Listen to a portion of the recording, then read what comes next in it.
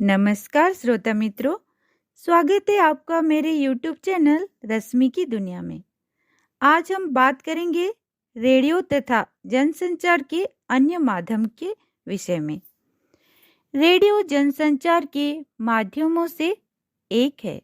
जनसंचार के अन्य साधन है सिनेमा तथा टेलीविज़न एवं अखबार तथा पत्रिकाएं और रेडियो। इसके विषय में हम इस अंश में एक तुलनात्मक अध्ययन करेंगे।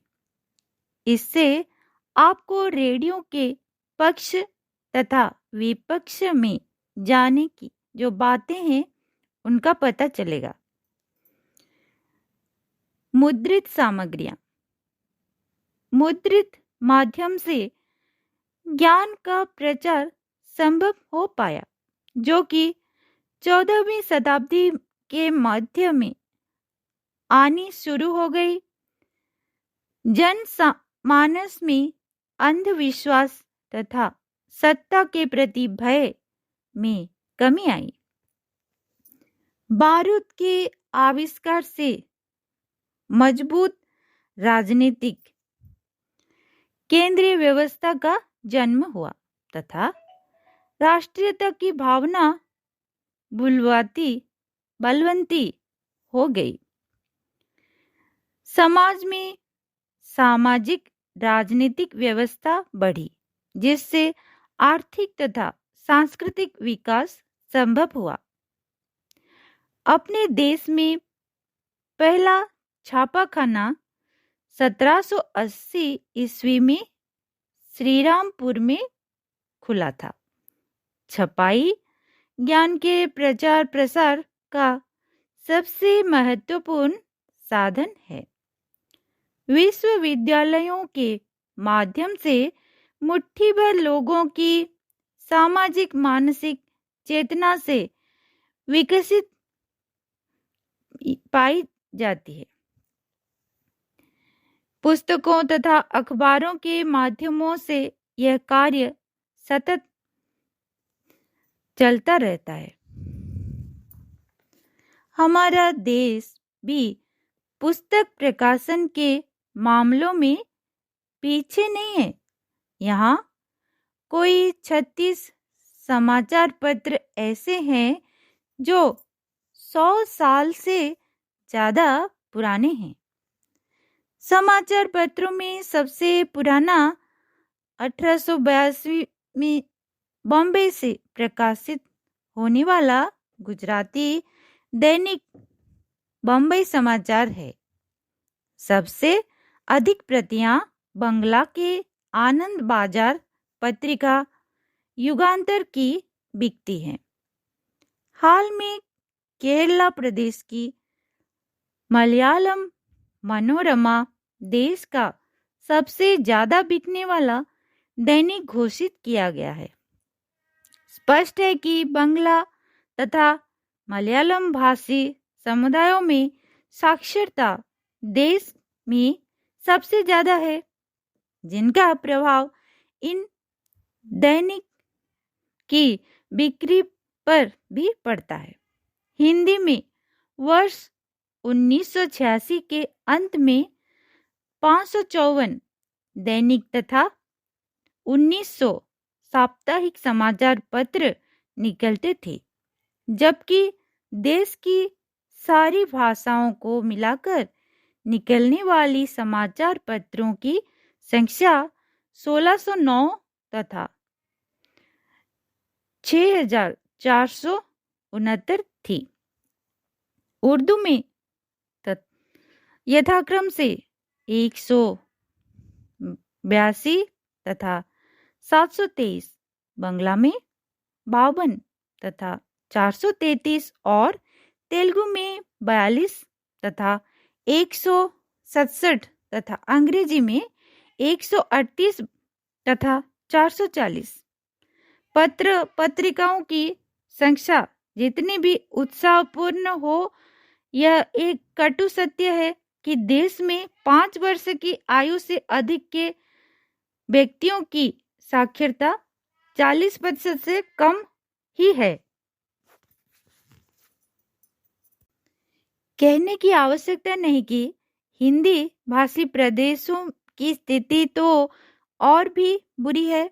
इस हालत में आम जनता की शिक्षा और निरक्षर लोगों की ज्ञान बुद्धि के लिए प्रेस अभी भी सबसे महत्वपूर्ण साधन नहीं है।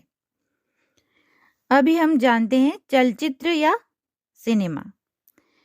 सबसे पहले चलचित्र 1903 में द ग्रेट ट्रेन रॉबरी नामक 8 मिनट लंबा फिल्म एडविन पोर्टर ने बनाया।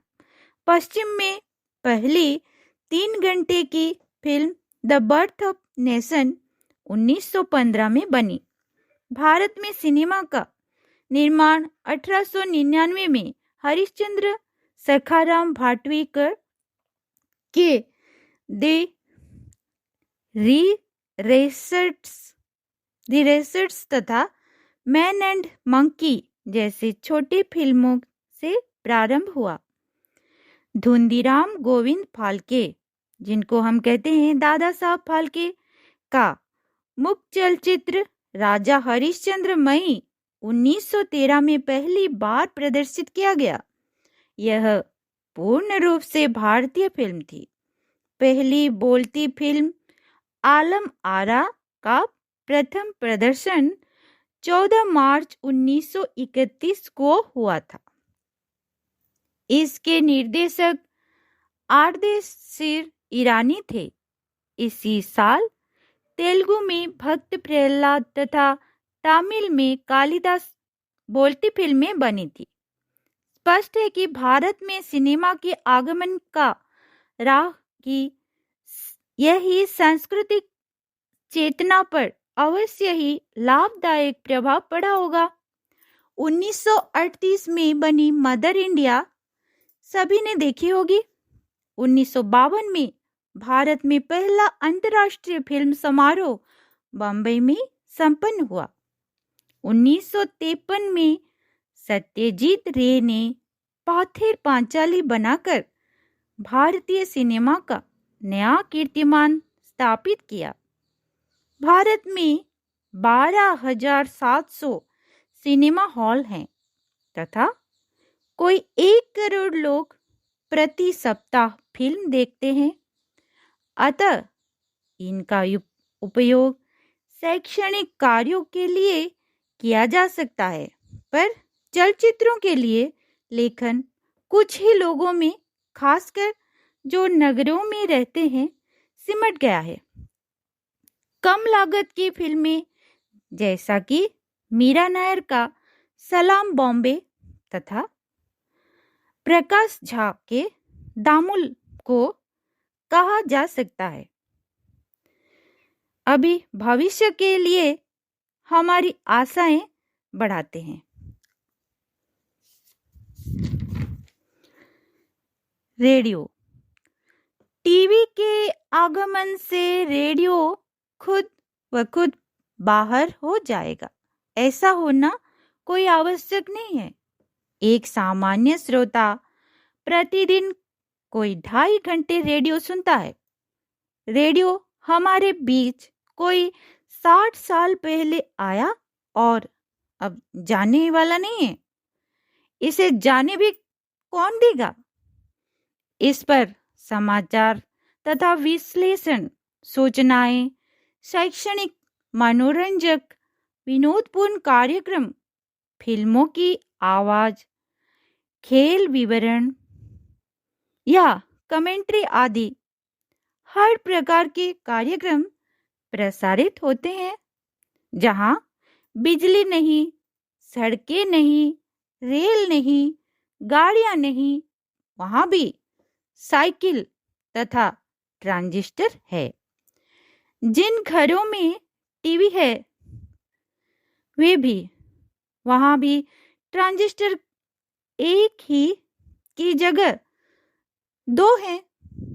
इसका कारण है कि ट्रांजिस्टर का सस्ता होना। 150 रुपए में एक ट्रांजिस्टर आ सकता है।